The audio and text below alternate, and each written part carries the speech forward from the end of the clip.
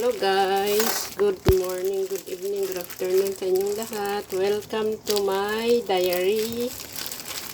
Ito, gagawa ako ng aking almusal. Kanina, may nakita akong nakasale na avocado. So, binili ko dahil ang mahal kaya pag hindi nakasale. Pinakamura na yung 24 yung tatlo. Pero ito, tatlo, 11 lang. Mahal ng $11 ito. Pinakamura na yung 24 yung ano dito, yung tatlo. Tingnan ko lang kung sana okay. Pero parang hinog ba? Hinog siguro. Ito, sana naman para hindi sayang ang pera. Siyempre, pag sale, hindi mo maiwasan na, ewan ko, baka ano. Wow! Hindi na sayang ang aking pera. Yan. Dito lang po ang aking rotation lang, ang aking almusal. Minsan, ganito, minsan plain na tinapay lang. Maganda to, hindi na sayang ang pera.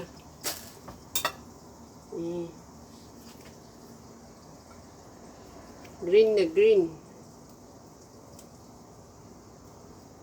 Bakit dito wala akong nakitang inuod na avocado? Bakit sa Pilipinas minsan may, lalo pag tag-ulan, minsan inuod sila. Parang ikip ko ata ito kasi ewan ko, gagawin kong smoothie mamaya. Pero tingnan ko, total maliit naman itong avocado, siguro pwedeng wala mamaya kainin ko to. So total in one day isang ganito, so ikip ko na lang ito na lang. Pag smoothie ko mamaya, ihalo ko sa cucumber.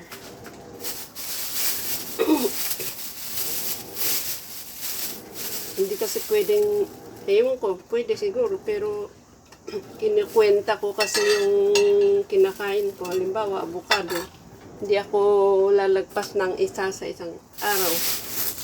Hindi pa nga araw-araw. Kaya lang, kasi lahat ng sobra hindi maganda. Yan. Ganun na lang natin guys. Itong kalahating avocado, spread natin siya. Para sarap. Hawakan ko na lang. Ako lang naman kakain Malinis naman yung aking kamay. So, ganyan.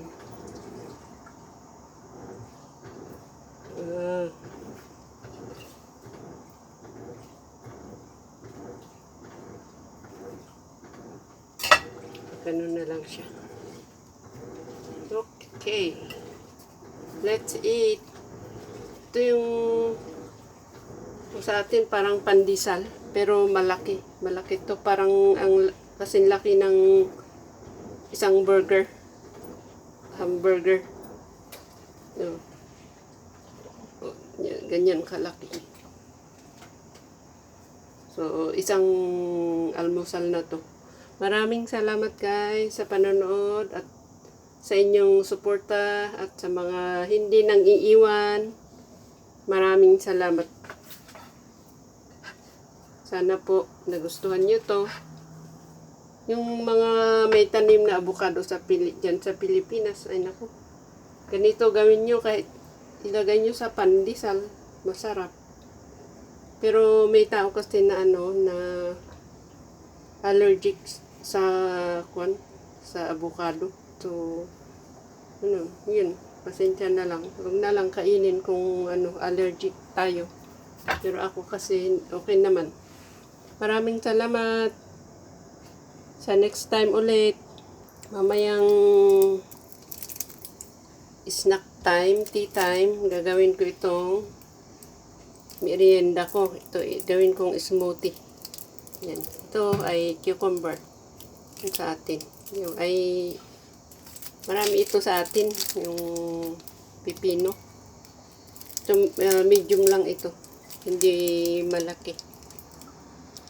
So, isang baso siguro. Gawin kong isang baso. Ito magkasama kalahati at saka itong medyo maliit na cucumber. Thank you po. Maraming salamat.